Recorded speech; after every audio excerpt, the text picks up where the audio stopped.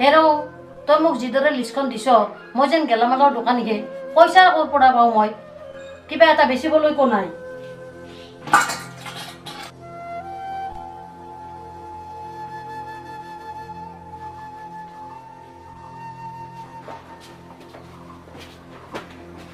মাছা আকৌ বোলে চেনি নাছিল এইবাৰৰ বাবে হ'ল ইয়াৰ পাছত তলি উদাম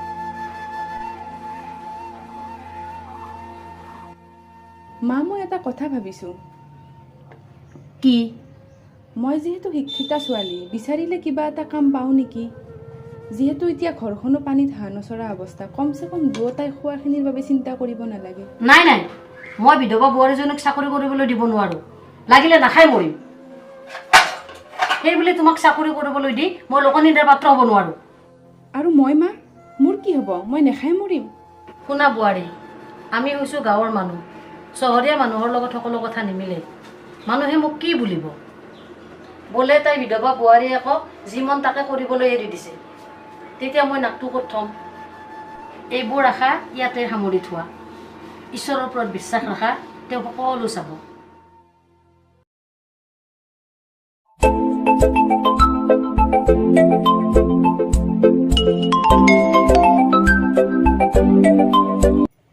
হেল্ল' হয় হয় ময়ে ছায়া হয় হয় ইণ্টাৰভিউ দিছিলোঁ অঁ থেংক ইউ ঠিক আছে হ'ব মা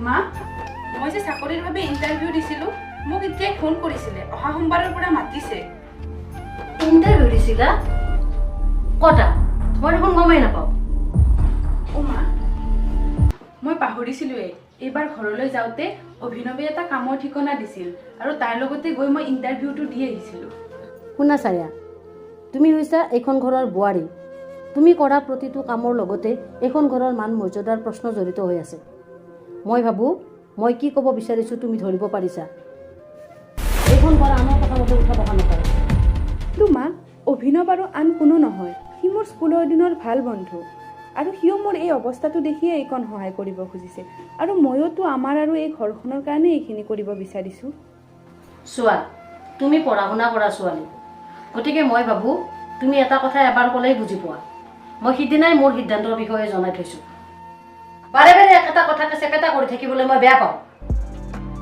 চোৱা বোৱাৰী তোমাৰ এই দুৰ্দশা তোমাৰ কপালৰ লিখন তুমি এতিয়া ঈশ্বৰৰ ইচ্ছা অনুসৰিয়ে বিধৱা ব্ৰতত আছা এই ব্ৰত তুমি যিমান নীতি নিয়মেৰে পালন কৰিবা সিমানে তোমাৰ পাপ মোচ খাব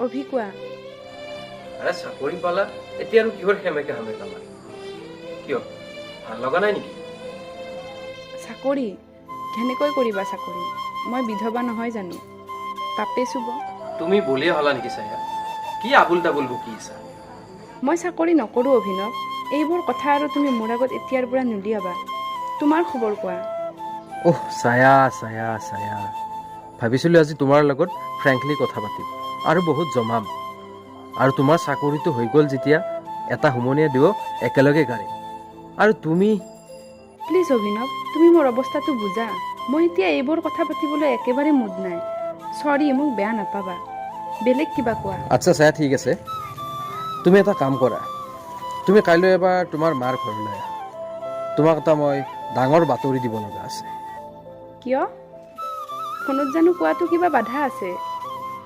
একদম নোৱাৰি ছায়া। কিয় জানা, কিছুমান কথা ওচৰৰ পৰা পাতি বেছি ভাল লাগে। বাৰু মই মাক সুধি ৰাতিকৈ তোমাক জনাম যাব পাৰোঁ নে নোৱাৰোঁ। বাৰু এতিয়া ৰাখোঁ হা। আৰু এনেকৈ বেছি কথা পাতি থাকিলে প্ৰেম হৈ যাব নহয়। থে এনি টাইম ফাল্টু।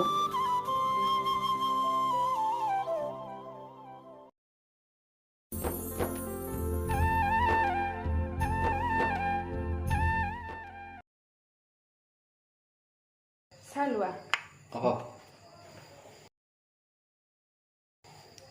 এতিয়া কোৱা কথাটো কি?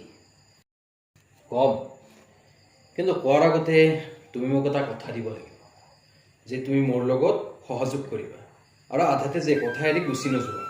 কিয় কিবা প্লেনিং কৰি আহিছা নেকি তেনেকুৱা কথা কম বুলি? প্লিজ ছায়া। কৈ যোৱা। চোৱা ছায়া, মই জানো তুমি কিয় চাকৰিটো কৰিব বিচৰা নাই, আৰু মই এইটোও জানো যে তোমাৰ জীৱনৰ আটাইতকৈ ডাঙৰ ইচ্ছা আছিল আত্মনিৰ্ভৰশীল হোৱা, আৰু সেই কথাৰ বাবে তুমি হয়তো বিয়াৰ আগতে পুলকো কথাটো মান্তি কৰাইছিলা। আৰু এতিয়া হয়তো তুমি নিজেও উপলব্ধি কৰিছা যে বৰ্তমান সময়ত তোমাৰ উপাৰ্জনৰ পথ এটা তোমাৰ ইচ্ছা বা সপোনৰো উঠো। আৰু এটা কথা ছায়া, তুমি মনত ৰাখিবা, মই তোমাক এনেদৰে ভিতৰি দগ্ধ হৈ জীয়াই থাকিবলৈ এৰি দিব নোৱাৰো। কি কৰিবা তুমি? এয়া মোৰ দুৰ্ভাগ্য অভি। তুমি এনেকৈ বিনা কাৰণত মোৰ বাবে ব্যস্ত হ'ব নালাগে। মই শাহুমাৰ কথা অমান্য কৰিব নোৱাৰো। আৰু মোক পাৰা ন? তুমি শিক্ষিতা হৈও, আনকি এগৰাকী নাৰী হৈও তোমাৰ নিজৰ ওপৰত চলাই অন্যায় ব্যৱহাৰৰ প্ৰতিবাদ কৰিব লাগেনে, নে নিজে শোষণৰ বন্দী হ'ব লাগে? তেন্তে মই কি কৰা উচিত?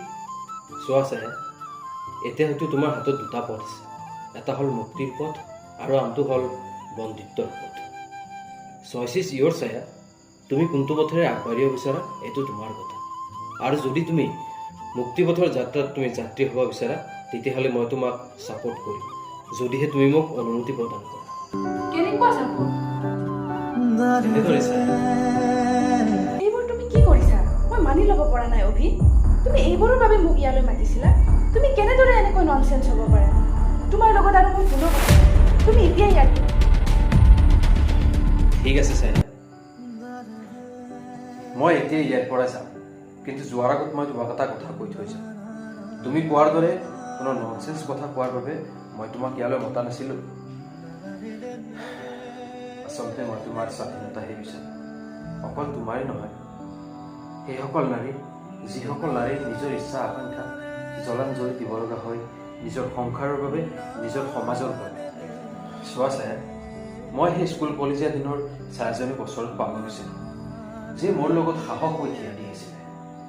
আৰু তোমাৰ জানো মনত নাই, আমি যেতিয়া ক্লাছ 10ত পঢ়ি আছিলোঁ, মই যে কথা দিছিলোঁ আমাৰ বন্ধুত্বৰ বাবে মই সকলো ত্যাগ কৰিব পাৰিম। আৰু তুমিও যে তৎক্ষণাত কৈ উঠিছিলা, ময়ো পাৰিম। ছায়া, এতিয়া আমাৰ প্ৰতিশ্ৰুতি ৰক্ষা কৰাৰ সময়। মই সকলো ত্যাগ কৰিবলৈ সাজু আছোঁ। কোৱা ছায়া, তুমি পাৰিবানে?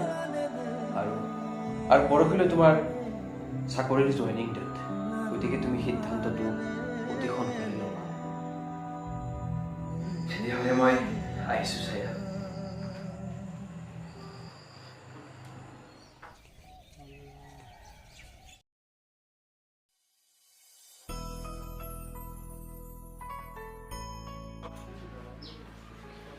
বোৱাৰী, কলৈ যোৱা তুমি একো নজনোৱাকৈ? তাতে ইমান সাজি কাচি। হা বোৱাৰী, একো নামাতা কিয়? ব্ৰত ভাঙিবলৈ মা। আপুনি ভালে থাকিব, মই আৰু উভতি নাহোঁ।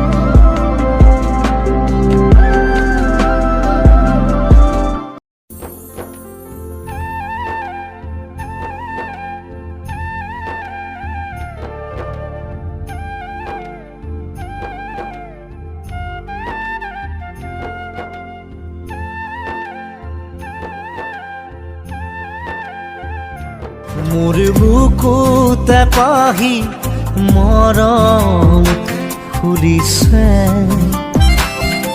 এধানি এধানি চেনে বাঢ়িছে প্ৰাণে প্ৰাণে প্ৰেমৰ ফাগুন বলিছে এই টুপি দুটুপি মৰম নামিছে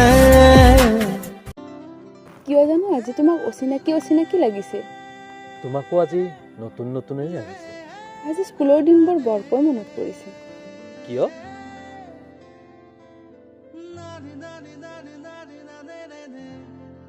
মনত নপৰেনে স্কুলত যে উঠা বহা আৰু পাৰ পানী খেল দিছিল আৰু আমি দুটাই যে প্ৰথম হৈছিলোঁ আধা ঘণ্টা ধৰি পাৰ পানী উঠা বহা বুলি গেৰিয়াইও যে আমাৰ দুটাৰ এটাকো বাহিৰ কৰিব পৰা নাছিল তেতিয়া প্ৰতিযোগিতাই আমাক পৃথক হোৱাটো বিচৰা নাছিল আৰু এতিয়া পৰিস্থিতিয়ে নহয়নে ছায়া তোমাক আজি বৰ ধুনীয়া লাগিছে ছায়া ছায়া পৰাশৰ ৰং লগা নাই সূৰুজৰ ৰং গনা নাই পৰাশৰ ৰং লগা নাই সূৰুজৰ